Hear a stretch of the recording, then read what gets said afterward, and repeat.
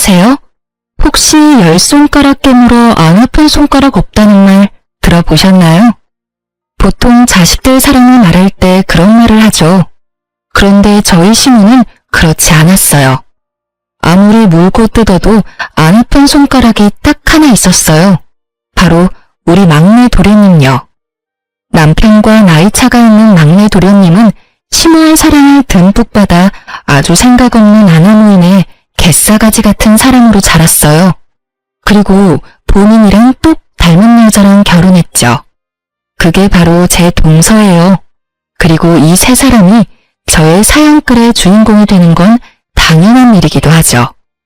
저와 남편은 이 세 사람에게 무척 많이 시달렸거든요. 제 남편은 속이 깊은 사람이었어요.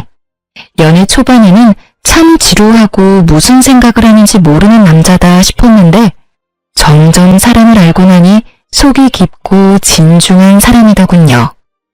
그리고 절대 경거망동하는 사람도 아니었고요. 남편과 결혼을 결심한 건 시부의 영향도 있었어요. 처음 시부모님이 될 분들과 마주했을 때 시부가 제게 엄청 잘해줬어요. 상냥하고 친절한 성품에 넉넉한 인심까지.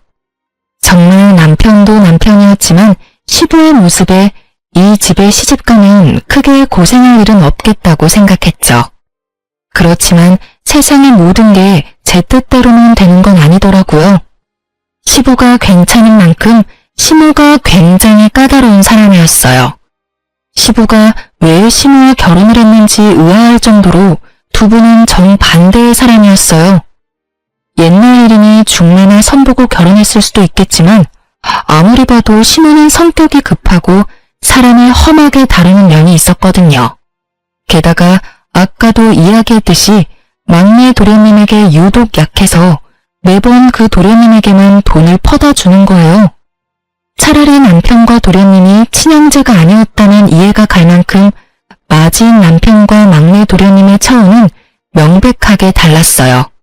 그렇다고 막내 도련님이 애교 있는 성품이라는 건 아니었어요. 그랬다면 귀엽기라도 했겠지만 이건 뭐 소황제처럼 오냐오냐 사랑받고 자란 티가 너무 심하게 나는 싸가지 없는 놈이었거든요. 그리고 남편과 막내 도련님의 차별만큼 막내 도련님이 결혼하여 생긴 제 동서와 제 사이에도 그 차별이 그대로 적용됐죠. 막내 도련님은 자기랑 비슷한 사람이랑 결혼을 했더라고요. 그걸 처음으로 알게 된 건 두 사람의 결혼식 때였어요. 시모는 저와 남편 결혼식에는 아무런 선물도 해주지 않았어요. 그런데 막내 도련님과 동서의 결혼식에는 선물을 아주 크게 해주셨더라고요. 두 사람이 살 집도 지원해주고 동서에게 10돈이나 되는 금부치도 선물로 주셨죠. 그때는 정말 서운한 마음이 들었어요. 저와 남편이 결혼했을 때는 너희가 알아서 마련하라는 이야기를 들었거든요. 선물을 바라는 것도 아니고 당시에는 그게 당연한 일이라는 생각을 했는데 막내 도련님의 결혼식을 보면서 뭔가 억울한 기분이 드는 건 어쩔 수 없는 일이었죠. 비교가 되니까요. 금부치에 대한 욕심보다는 그게 시부모의 애정과 관심이라는 생각이 드니까 더 비교되어서 우울했던 것 같아요. 그렇지만 형님 된 제가 동서에게 그런 마음을 가지면 안 될 것 같아 열심히 제 마음을 추스렸지만 생각보다 그게 쉽지 않더라고요. 동서는 아주 대단한 사람이었거든요. 시모를 어떻게 구워 샀는지는 모르겠지만 매번 시모에게서 돈을 받아가는 솜씨가 대단했어요. 게다가 매번 힘든 일은 빠지는데도 시모는 그런 동서 탓을 하거나 혼낸 적이 전혀 없었어요. 특히 명절이나 김장철에는 절대로 일찍 온 적이 없었어요. 일이 다 끝나고 오는데도 시모는 여전히 동서에 대한 애정뿐이었죠. 한 번은 제가 시모에게 말했어요. 어머님, 동서가 항상 늦는 것 같은데 이번에는 시간을 좀 늦추는 게 어떨까요? 시간을 왜 늦춰? 걔야 일이 있으니 늦는 거겠지. 너 혼자 일하는 게 지금 힘들다고 내 탓하는 거니? 내가 젊었을 때는 이런 건 일도 아니었어. 그런 그러니까 앓는 소리 그만하고 손이나 빨리 움직여. 제가 혼자 해서 힘들다기보다 동서가 이 일에 익숙해지지 못해서 실수를 할까봐 그러죠. 여러 번 해봐야 손에 익기도 하고 실수도 없을 텐데. 지금 남 실수 신경 쓸 때니? 너야말로 열심히 좀 해. 넌 매번 하는데도 실수하고 모른다고 하지 않니? 바쁜 사람 괜히 신경 쓰이게 하지 말고 어서 움직여 어서. 매번 제 이야기는 묵살당하기 일쑤였죠. 그게 너무 억울했어요. 그렇게 답답한 마음을 안고 지내던 어느 명절 전날, 저는 시부 혼자만 있는 시댁에서 열심히 요리 준비에 여념이 없었어요. 설날 차례상을 준비하고 손님 대접 음식까지 하려면 손발이 모자랐어요. 시모는 아침부터 나가고 없었어요. 몇 번째인지 모를 명절 전날 아침 출타였어요. 시모는 제가 명절 준비를 하러 오면 본인은 집을 나갔어요. 잠깐 외출한다고 하고요. 그러고는 연락두절이 되었다가 저녁에는 집에 돌아왔죠. 저에게 모든 일을 시키려는 일이라는 걸 알게 된 건 그게 세 번째쯤 되었을 때였어요. 몰래 한숨을 쉬며 일을 하는데 전화기가 계속 울리더군요. 바빠서 받지 않으려다가 쉬지도 않고 울리는 전화를 보니 친정엄마였어요. 집에 무슨 일이 있나 싶어 전화를 받았는데 생각보다 급한 목소리의 엄마가 말하더군요. 예, 너희 아버지 지금 구급차 실려 갔어. 지금 나뿐인데 너무 무서워 딸. 병원에 와주면 안 되니? 어머니의 목소리는 거의 공포에 질려 있었고 저도 당황했어요. 황급히 시계를 보니 오빠네가 올 시간은 절대 아니었죠. 알았어. 어느 병원인지 문자 보내놔. 지금 당장 갈게.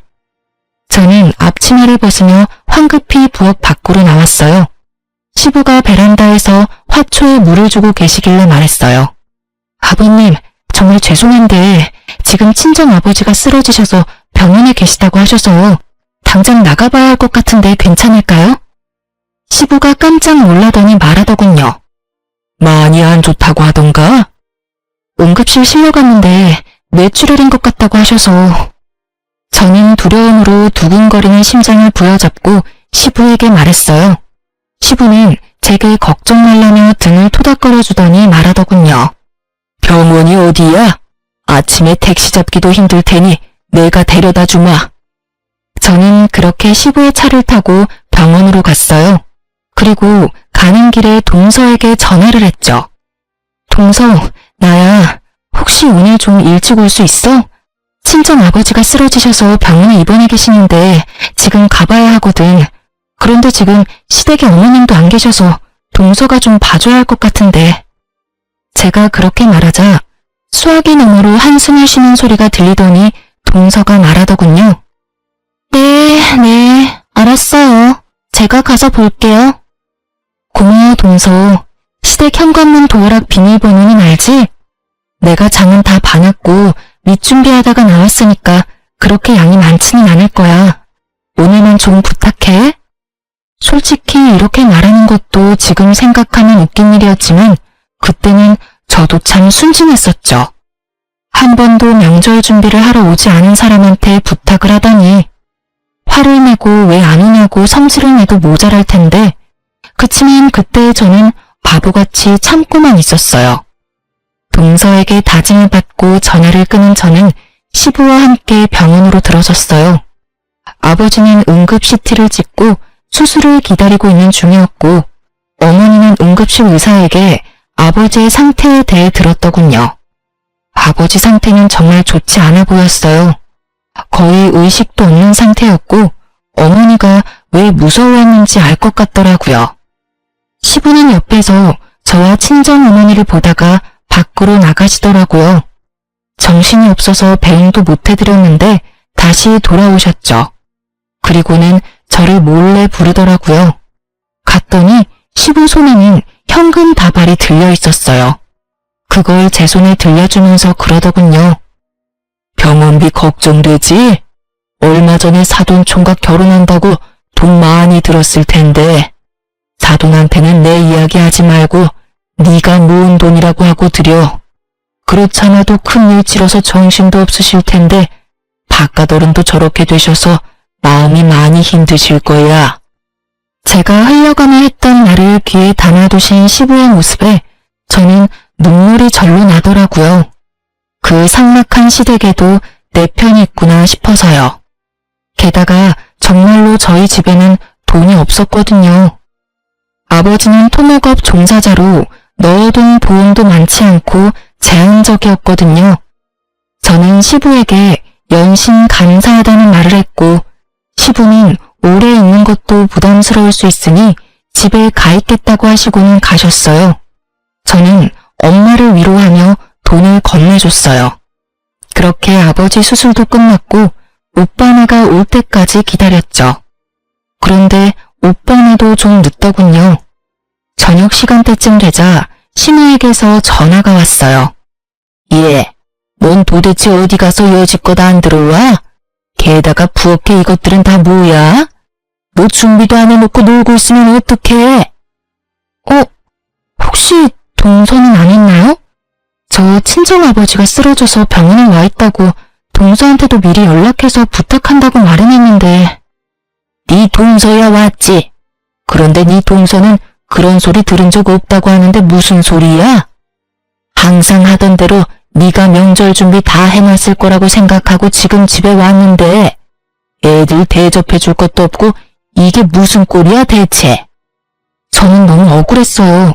분명히 동서에게 말했는데 동서가 거짓말을 하는 말이죠. 그렇게 실랑이를 하는데 오빠네가 왔길래 저도 황급히 시댁으로 돌아왔어요. 시댁에 들어가니 시무가 한껏 화난 얼굴로 절 기다리고 있더군요. 너 요즘 막 나가는 거 아니니? 네가 맏며느리인데 이런 식으로 굴면 밑에 애가 뭘 보고 배워? 어머님, 제가 말했다시피 저 병원에서 이제 오는 길이에요. 친정아버지 쓰러지셔서 병원 갔다 왔다고요. 그리고 동서한테도 제가 아침에 미리 말했고요. 전화를 받긴 했는데 변명치고는 좀 허접하잖아요. 형님이 힘드셔서 일을 쉬고 싶으셨던 건 이해하는데 아버지가 아프다니 어떻게 명절에 일하기 싫다고 아버지를 팔아먹어요? 그래서 내 말이 거짓말 같아서 안 했다고? 동서는 내가 하는 말이 다 거짓말로 들리나 봐. 내가 하는 말이 가짜게 들리지? 이 정도쯤 되니 저도 참을 수 없었어요. 열받아서 말도 험하게 나올 수밖에 없었죠. 집안에는 시부도 남편도 막내 도련님도 없었고 여자 세 분이었고 그 중에 2명은 아주 찰떡같이 붙어 있었으니까요. 어디서의 기를 죽여? 잘못은 네가 했는데 왜 막내를 혼내? 그리고 네 아버지가 아프면 우리 집 차례상 말아먹어도 되니? 정신 차려. 너희 집 시집와서 친정에 신경 쓰는 거 아니다. 아무리 일하기 싫고 친정에 가고 싶어도 이런 식으로 다 내팽겨치는 건 아니지. 내팽겨친 거 아니라고요. 아버지 아프셔서 갔다는데 왜 제 말을 못 믿으세요? 믿을 수가 있어야 믿지. 그래, 여태까지 일 혼자서 하려니 힘들디? 아예 차라리 영원히 우리 집에서 일 못하게 만들어줘? 시누의 말에 상처만 받아가던 그때 현관문이 열리고 시부가 들어왔어요. 뭐 하는 짓들이야? 당신은 빠져 있어요. 첫째 며느리가 명절에 일하기 싫다고 도망갔는데 당신은 어디 있다 지금 들어와요? 내가 밖에서 듣다 기가 차서 들어왔어. 두 사람 왜 그렇게 첫째 며느리를 못 잡아먹어서 안달이야? 친정아버지 아파서 병원 갔다 왔다는데 그거 하나 이해 못 해주는 게 어른이야? 둘이서 사람 하나를 이렇게 내몰아. 그거 다 거짓말이죠. 당신은 순진에 빠져서는. 내가 봤어. 내가 보고 왔다고. 안사돈 전화 왔을 때 내가 며느리 병원까지 데려다 줬어. 뇌출혈로 수술하셔야 된다는 의사 말까지 다 듣고 왔다고. 네? 시무가 당황한 표정으로 시부와 저를 번갈아 보더군요. 그러더니 당황한 얼굴로 그러더군요. 넌 그러면 처음부터 그렇다고 이야기하지 그랬어. 왜 말도 안 하고 우리를 나쁜 년으로 만들어? 제가 말씀드렸는데 믿지도 않으신 건 어머님이랑 동서잖아요. 왜 제 말이 거짓말처럼 들렸는데요? 제가 매번 혼자 일하다가 명절 전날 뜬금없이 아버지가 아프다고 하니까 거짓말이라고 생각하신 거예요? 그러니까 좀 더 신빙성 있게 말을 했으면. 봐봐. 첫째한테만 일 시키고 막내 며느리를 그렇게 끼고 도니까 이런 일이 벌어지는 거 아니야. 누구는 일하고 누구는 매번 늦고. 막내 며느리, 너는 도대체 매번 뭘 하느라 늦게 와? 일찍 와서 네 형님 도와줄 생각도 안 하고. 시무에 이어 동서까지 까내리며 혼내는 시부 앞에서 두 사람은 아무 말도 못하고 눈깔만 내리깔고 있더군요. 덕분에 저는 속이 시원했고요. 앞으로 명절에 요리하는 거 둘째 며느리 오기 전까지는 아무도 손대지 마라. 요리는 다 같이 모여서 하는 거야. 알아들었어? 시부의 그 말 덕분에 동서는 꼬박꼬박 일찍 오게 됐어요. 하지만 여전히 요령 피우며 일을 적게 하는 동서였어요.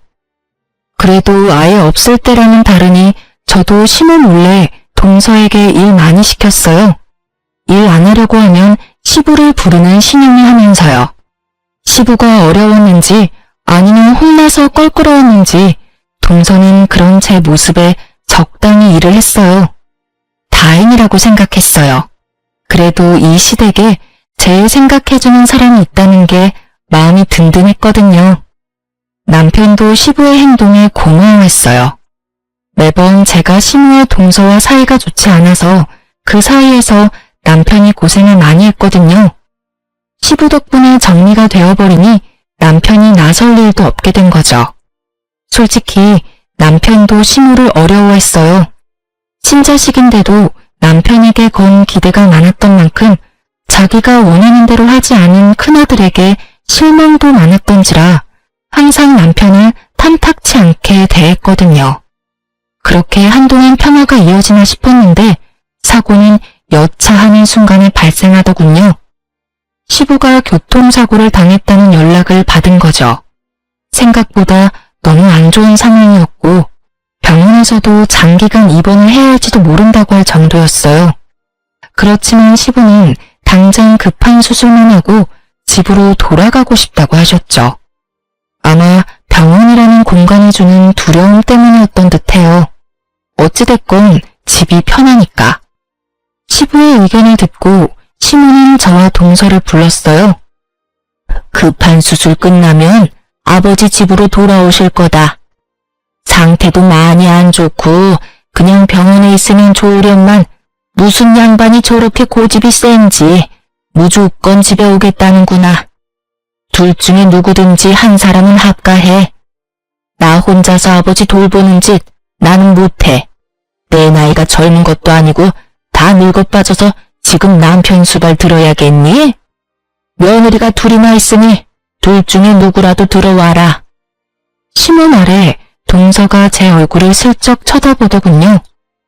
형님이 아무래도 아버님이랑 많이 친하시고 시댁에도 많이 익숙하시니까 형님이 합가하는 게 낫지 않을까요? 자신이 하고 싶지 않다는 말은 절대 하지 않고 저만 들먹이는 동서를 보며 제가 시모에게 말했어요. 저희가 합가할게요.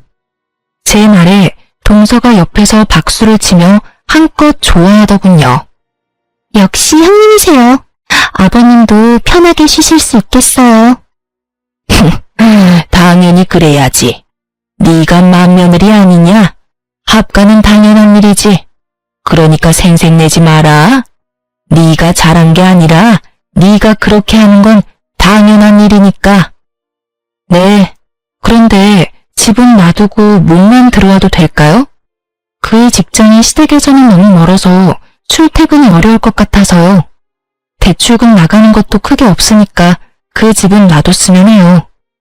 그건 너희 알아서 하고 네 아버지 들어오기 하루 전에 짐 정리하고 들어와.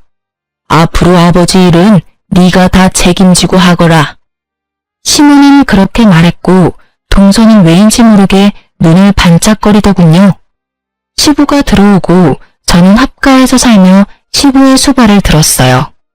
남편도 제가 고생하는 걸 보고만 있을 수는 없었는지 저녁에는 아버님 몸 씻기는 걸 도와줬죠. 저는 식사할 때 도와드리고 이동하는 걸 도와드렸어요. 우리는 맞벌이였지만 시부의 상태가 워낙 위중하니 제가 일을 그만두고 시부 수발을 들었어요. 그런데 시부 수발된 지 한 달쯤 됐을 때 시모가 부르더군요. 너희 집 지금 비어있지? 네, 비어있어요. 그 집 파는 게 어떠냐? 네? 갑자기 남의 집을 왜 팔라는 건지 이해가 안 가서 벙찐 채로 되물었어요. 우리 집에 빚이 좀 있어. 그거 팔아서 빚을 좀 갚으면 될 것 같아서 그래. 어차피 안 쓰는 집인데 팔면 어떠니?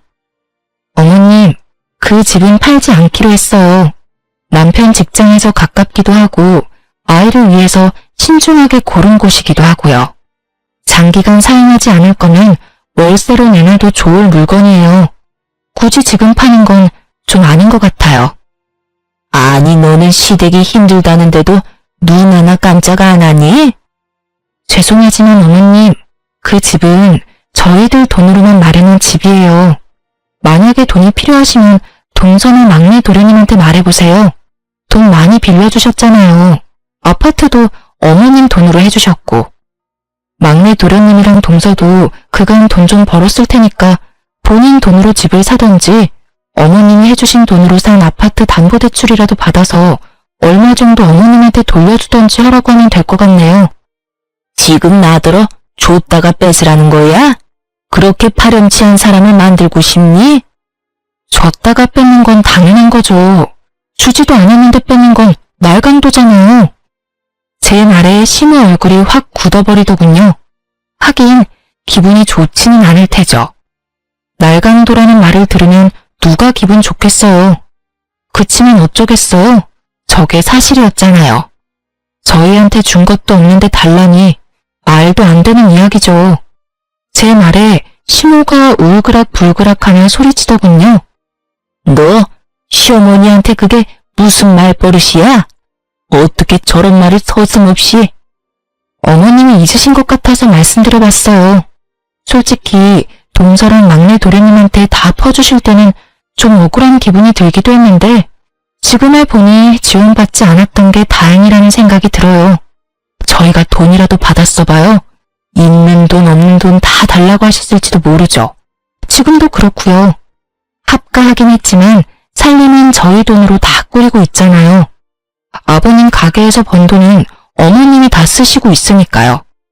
그런데도 저희한테 돈 달라고 하시는 거는 실수하신 거죠. 저희는 드릴 돈이 없으니까 동서한테 잘 말해보세요. 그만큼 얻어간 게 많은데 설마 아무것도 안 주진 않겠죠.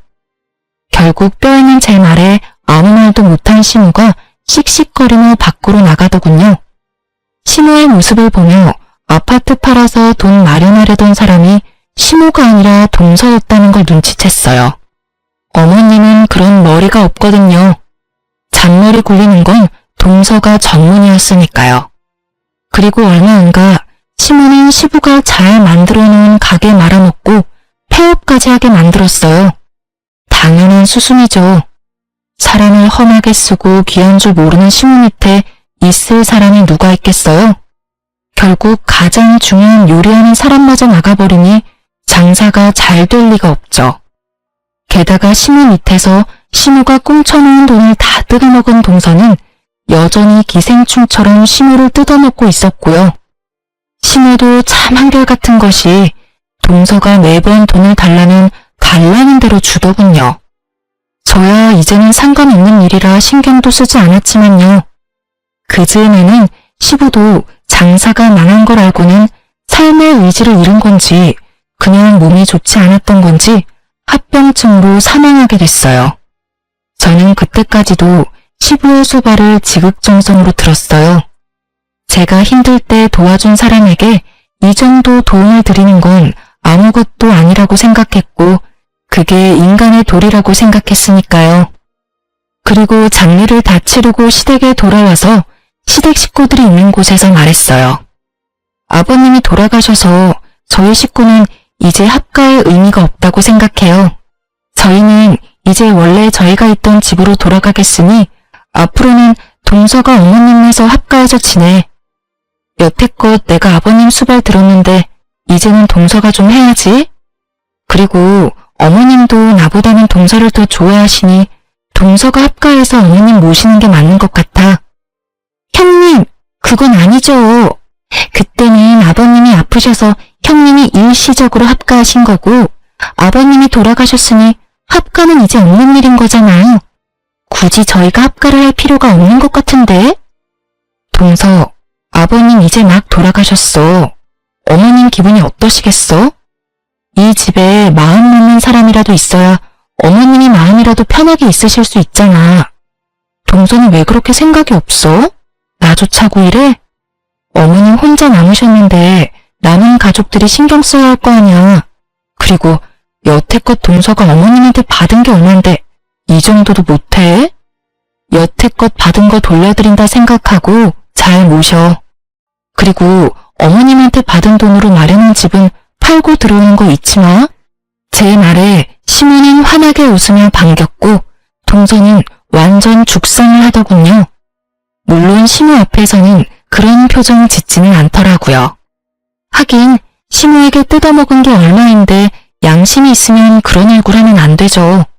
좋다고 합가하겠다고 넙죽 받아도 모자랄 판에. 그렇지만 동서의 그 모습을 보니 저도 입가에 웃음이 저절로 떠오르더라고요. 앞으로 고생하게 될 동서의 미래가 머리에 자연스럽게 그려졌으니까요. 결국 동서는 시모의 압박으로 집을 팔고 시댁으로 들어오게 됐어요. 그리고 집 판 돈은 시모에게 흘러 들어갔죠. 시부의 장사가 망해서 폐업했다고 했잖아요. 그것 때문에 빚진 게 좀 있었거든요. 결국 그 빚 갚는데 돈이 다 들어가는 바람에 아무것도 없이 시댁으로 들어온 거죠. 저희는 시모와 연락을 끊게 됐어요. 자연스레 그렇게 된 것 같아요. 그쪽도 저희한테 관심이 없었고 시부가 없는 시댁은 저희가 관심이 없었죠. 시부의 재산은 시모에게 넘어갔어요. 시부 명의의 집과 가게였죠. 저희는 그런 거 관심 없었어요. 우리 힘으로 만든 집이 있었으니까요.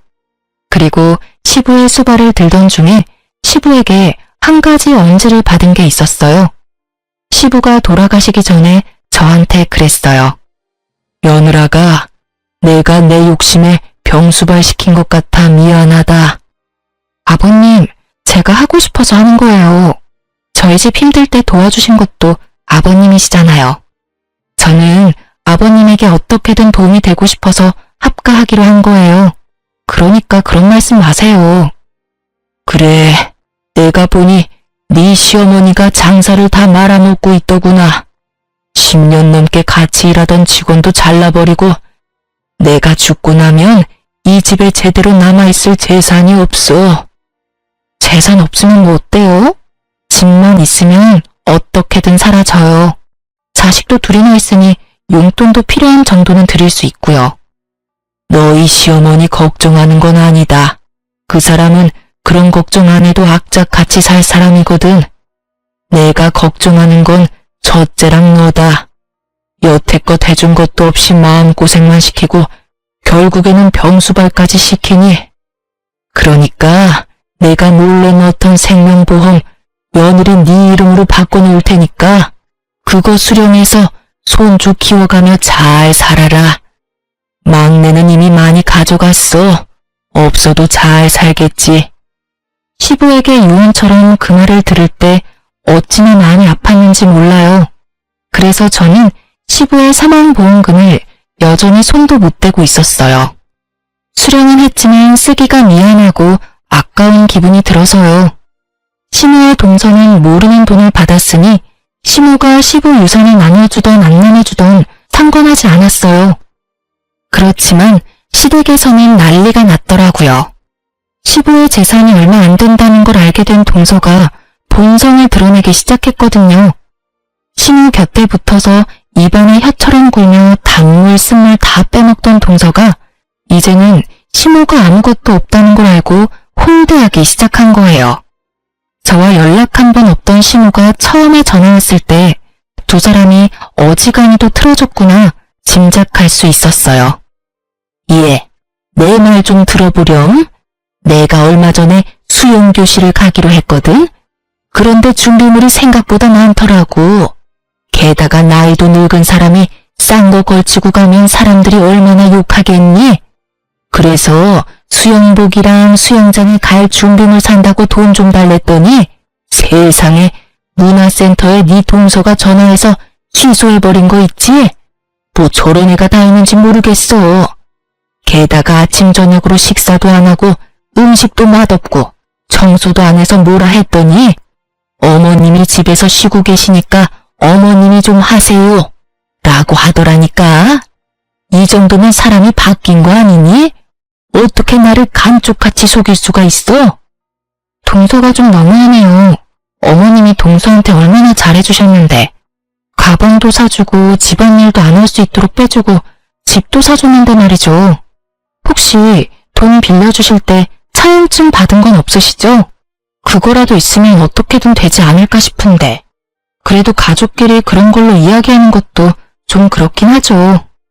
제 말을 듣던 시모가 갑자기 조용히 뭔가 생각하는 것 같더니 급하게 전화를 끊더군요.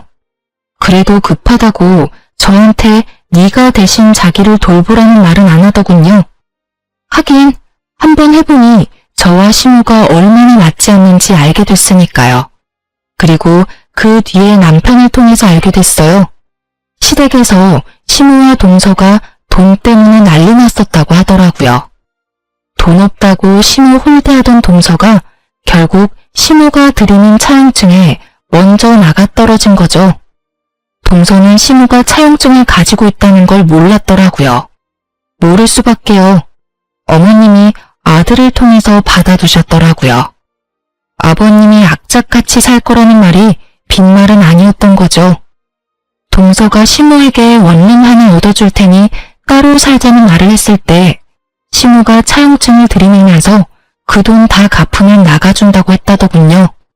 처음 보는 차용증과 자기를 부양하라며 악쓰는 시모 모습에 동서도 진절머리가 난 모양이더라고요.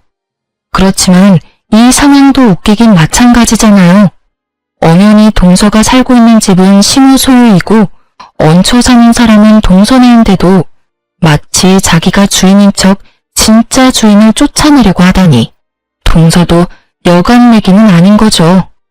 게다가 두 사람이 다툼해서 동서도 지지는 않더군요. 시모가 차용증으로 협박하는 협박을 하자 동서도 시모 협박에서 벗어나고 싶었던 모양이에요. 그래서 하면 안 될 방법을 생각해낸 거였죠. 시모가 가진 집을 팔아버리려 했다더군요. 당연히 그렇게 되지는 못했고요. 그리고 그걸 알게 된 시모는 시모가 가진 집을 담보로 대출을 한껏 받았더라고요. 동서가 나쁜 짓을 꾸며도 절대 손해는 보지 않으려고요. 참 대단한 고부간이죠. 어쩜 이렇게 하는 짓들이 똑같은지. 결국 마지막은 시모의 가출이었죠. 시모가 동서에게 져서 나온 게 아니라 시모가 동서에게 준 것을 모두 빼돌려서 나온 거더라고요. 그렇게 가출해서 방문한 곳이 저희 집이었어요. 시모가 처음에 찾아왔을 때 저와 남편은 절대로 시모를 받지 말자고 미리 이야기를 나눈 상태였어요. 남편도 남편대로 시모에게 실망한 것이 컸고 저는 저대로 시모에게 당한 세월 때문에 용서가 되지 않았죠. 시모는 대뜸 오자마자 그러더군요. 예, 너희 집이 많이 좁네. 나까지 같이 살려면 좀 더 큰 집으로 이사 가야겠다. 너희 그 정도는 되지? 이 집도 대출 없이 샀잖니? 어머니, 저희는 다른 데로 이사 갈 생각 없어요. 그리고 어머니는 지금 집이 있으시잖아요. 막내가 모시고 있는데 여기는 왜 오신 거예요? 남편 말에는 가시가 있었어요. 그 말에 시모가 쌍심지를 켜고는 눈을 부라리며 남편에게 소리치더군요. 넌 내 아들이야. 내가 내 아들 집에 오는 게 무슨 잘못이니? 그러면 넌 이 엄마를 모시기 싫다는 거야? 네, 저는 이미 어머니가 제 처하고 저를 동생네와 차별할 때부터 그렇게 생각하고 있었어요. 그래서 분가할 때 동생을 어머니한테 붙여줬잖아요. 그때 좋아하셨던 것도 어머니셨죠? 이제 저희는 더 이상 다른 볼 일 없다고 생각하는데요. 볼 일이 왜 없어? 엄마가 부르면 와야 하는 게 자식된 도리지. 네가 싫다고 해서 네가 나를 부양해야 할 의무에서 자유로워지는 거 아니야. 너희들은 나를 부양해야 할 의무가 있다고. 어머니, 저희는 이미 아버지 병수발까지 들어가며 부양했어요. 나머지는 동생이 할 일이죠. 그리고 솔직하게 말해볼까요? 아버지가 남긴 유산, 저희 몫은 아무것도 없었잖아요. 어머님이 쥐고 안 놓아주셨으니까요. 그래서 저희도 어머니하고 할 말 없어요. 남편은 시모에게 냉정하게 말했어요. 말투가 냉정했을 뿐 하는 말은 모두 사실이었죠. 그렇지만 시모는 그게 마음에 들지 않았던 모양이더라고요. 그래서 너희가 받은 거 없다고 지금 나한테 이러는 거니? 네, 그러니까 저희한테 부양하라 말하지 마세요. 그게 그렇게 마음에 걸렸으면 말을 하지 그랬어. 내가 지금이라도 한몫 떼주마. 원하는 금액이 얼마야? 내가 그냥 나온 줄 아니? 나도 돈 가지고 나왔어. 정말 자식이라고 둘 있는 것들이 돈만 밝혀서는. 저희는 돈 필요 없어요. 아버지가 남겨준 보험금 있으니까요. 그거 가지고 쓰면 되니까 어머니까지 저희한테 돈 쓸 생각하지 마시고 그걸로 막내나 잘 구슬려 보세요. 남편이 그렇게 말하고는 열이 받는지 자리를 떴어요. 시모는 남편 뒤를 쫓으며 황급히 물었죠. 야, 보험금? 무슨 보험금인데? 나는 그런 거 못 들었어. 너희 나 속이고 돈 가져갔어? 시모가 난리 치길래 저도 결국 시모에게 말했어요. 아버님이 돌아가시기 전에 제 앞으로 수령인 바꿔주셨어요. 그래서 어머님이 몰랐을 수도 있어요. 그 돈에 대한 권리는 저한테 있어요. 그래서 어머님이 저희한테 아버지 재산 나눠주지 않아도 별말 안 했고요. 그런 게 어딨어? 남편이 사망했으면 보험금은 아내가 갖는 게 당연한 거 아니니? 설마 너희 수령인 조작한 거 아니야? 시모는 자기 생각대로 열심히 소설을 쓰고 있었어요. 그래서 제가 말해드렸죠. 아버님이 직접 저를 데리고 보험사 가서 바꾼 거예요. 어머님이 아버님 병원 진료 데리고 가셨으면 수령인이 바뀔 일도 없었겠지만 어머님은 저한테 아버님 일 다 맡기셨잖아요. 못 믿겠으면 보험회사에 직접 연락해 보시던가요.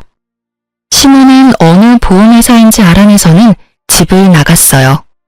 어디로 가는가 싶었더니 집 나왔던 동선으로 다시 돌아갔더군요.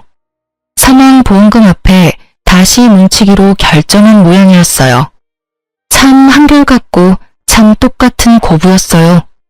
결국 동선에도 시부가 남긴 보험금에 대해 알게 됐죠. 그리고 두 사람은 번갈아가며 저희 집에 찾아와 저희에게 돈 내놓으라며 난리를 피우더군요.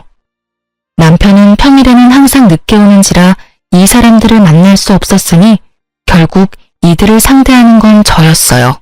그리고 저는 더 이상 참지 않았어요. 돈 내놔. 네가 뭔데 우리 남편 보험금을 가져가? 그 보험금 내 거라고. 그래요.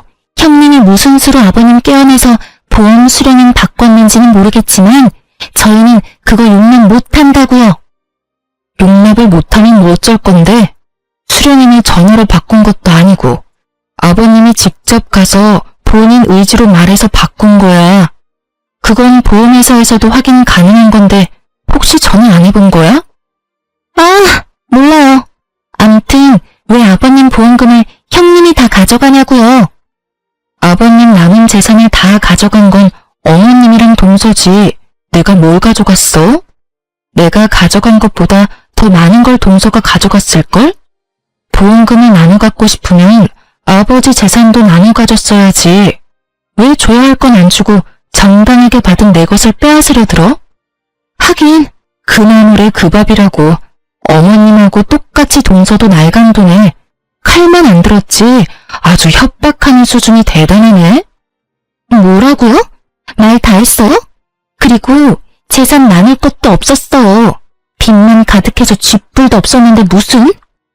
그래, 네 시아버지 죽으면서 재산 한 푼 남겨준 거 없어. 다 빚덩어리였지. 그거 갚느라고 아직도 고생 중인 건 너희 모르니? 당연히 아버지 사망보험금은 그 빚 갚는 데 쓰는 게 맞는 거지. 어머님, 그걸 빚 갚는 데 쓰면 어떡해요? 그 돈은 저희한테 주셔야죠. 어머님 말대로 집 팔고 들어왔다가 손해를 얼마나 많이 본 줄 아세요? 저희 집 판 돈으로 빚을 갚았으니까 그 돈은 저희한테 줘야 하는 게 맞는 거죠. 여기서도 동서의 기적의 논리는 계속되더군요. 동서네 집 자체가 시부모의 돈으로 된 시부모 명의의 집인데 그걸 팔았다고 그 집이 자기 집이 된 것처럼 말하는 게 참 인상 깊었어요. 보험금은 제 손에 있는데 두 사람은 서로 자기가 가져야 된다며 앞에서 참 열심히도 싸우더군요. 남의 집 앞에서 그만들 하세요. 그 보험금의 수령인은 저고 이미 제가 받았어요. 법적으로 문제될 소지 전혀 없으니 돌아가세요. 돌아가지 않고 계속 여기서 시끄럽게 구시면 지금 당장 경찰서에 신고할 거예요. 예, 넌 내 며느리야. 세상에 아무리 사이가 틀어졌어도 시어머니를 내쫓는 며느리가 어딨어? 내가 너희한테 뭘 그렇게 잘못했어? 네 남편 키워준 게 나야. 클 때는 이거보다 돈 더 많이 들어. 배은망덕한 것들이. 어머님, 저는 어머님 자식 아니에요. 그리고 저 결혼한 이후로 어머님이 저한테 뭔가 해주신 적 단 한 번도 없었어요. 그럴 때는 모두 아버님이 해결해 주셨죠. 그러니까 제가 은혜를 갚을 사람도 아버님이고요. 어머님은 제가 아니라 동서에게 많이 베풀었잖아요. 저한테는 한 번도 사준 적 없던 값비싼 물건의 용돈들, 게다가 손을 물에나 묻히지 않게 고이고이 지켜준 거 생각하면 제가 아니라 동서한테 돈을 달라고 하는 게 맞지 않나요? 그리고 제 남편이 클 때 얼마를 썼는지는 모르겠지만 양육은 당연한 거고 그걸 받으려고 하시는 게 어이없는 일이죠. 어머님이 첫째 아들에게 잘해주셨으면 첫째 아들이 어련히 알아서 잘 챙겨드리지 않았겠어요? 매번 차별당하면서 컸는데 뭔가 받으려고 하시는 것 자체가 너무 뻔뻔하다는 생각 들지 않으세요? 그리고 분명히 말씀드리는데 아버님 보험 수령인은 저예요. 남편이 아니라. 남편 키워준 걸 내세워서 받으려고 하지 마세요. 저한테 해준 것도 없으면서 어떻게 여기까지 와서 이렇게 뻔뻔하게 행동하실 수가 있어요? 정말 어이가 없어서. 그리고 동서도 마찬가지야. 아버님 수발 들라고 했을 때 나한테 합가하라고 등 떠민 게 동서였잖아. 그래놓고 아버님 사망보험금을 나눠 가지겠다. 아버님 아플 때 집에 한 번도 들른 적 없는 주제에 염치가 없는 것도 정도 것이야 상대를 하든 말든 하지. 그리고 동서가 어머님한테 야금야금 받아먹은 돈이 사망보험금보다 훨씬 많으니까 이것까지 넘보지 마. 그러다 탈나. 그렇게 저는 두 사람을 억지로 돌려보냈어요. 둘이 딱 붙어서 저를 따돌리고 좋은 거 나눠 접수신 분들이 이제 와서 저더러 돈 달라며 달려들어봤자 늦은 거죠. 모르는 사람이 봤으면 제가 돈이라도 빌려온 거라고 착각할 정도였다니까요. 이 일에 대해 알게 된 남편은 막내 도련님에게 크게 화를 냈고 결국 시모와 동서는 더 이상 저희 집에 찾아오지 않았어요. 시모와 동서가 어떻게 되었는지 나중에 듣고는 한참을 몰래 웃어야 했어요. 동서와 막내 도련님은 결국 시모를 요양원에 보내버렸어요. 시모가 매번 동서와 부딪히게 되고 동서가 막내 도련님에게 매번 잔소리를 하게 되는 악순환이 반복되면서 결국 막내 도련님이 포기한 거죠. 게다가 그때쯤 고관절 골절로 병원에 입원하게 되었으니 요양병원에서 요양원으로 자연스럽게 이동시켰더라고요. 동서에게 이것저것 퍼줄 때는 이런 결과를 전혀 예측 못했겠죠. 그리고 동서는 시모를 내보내고 아주 잠깐 자유를 만끽한 듯 하더라고요. 지금은 누구보다 바쁘게 지내고 있고요. 동서와 막내 도련님이 자기를 요양원에 집어넣을 거라고 예상한 시모가 막내 도련님 카드로 돈을 한껏 빌렸더라고요. 그뿐이면 다행이죠. 저번에 시모가 저희 집에 왔을 때 시댁집을 담보로 대출까지 받아왔었잖아요. 시모가 그 돈들을 아무도 모르는 자기 통장에 다 넣어두고 내주질 않았더라고요. 그 탓에 동서와 막내 도련님은 어거지로 자신들의 앞으로 된 대출금을 갚느라 개고생 중이더라고요. 시모 명의의 집 대출금은 엄밀히 따지면 동선이가 빌린 대출은 아니지만 동선이가 그 전에 살던 집을 팔고 시댁에 들어왔으니 나가면 딱히 갈 곳이 없잖아요. 그래서 지금 있는 집이라도 지키려면 억지로 그 돈을 다 갚아야 되는 거였죠. 발등에 불 떨어진 그쪽 집안과는 다르게 저희는 평범하고 평온하게 잘 지내고 있어요. 두 사람은 사람을 함부로 다룬 벌을 받고 있는 거겠죠. 그래서 그런지 요즘은 뿌린 대로 거둔다는 말이 마음에 확 와닿아요. 자기가 싼 똥 열심히 치우는 두 분 덕택에 오늘도 선량한 마음으로 관대한 마음으로 사람들을 대하고자 노력하고 있으니 이럴 때는 두 사람에게 감사한 마음도 드네요. 제 시댁 이야기는 여기까지입니다. 지금까지 긴 사연 읽어주셔서 감사해요.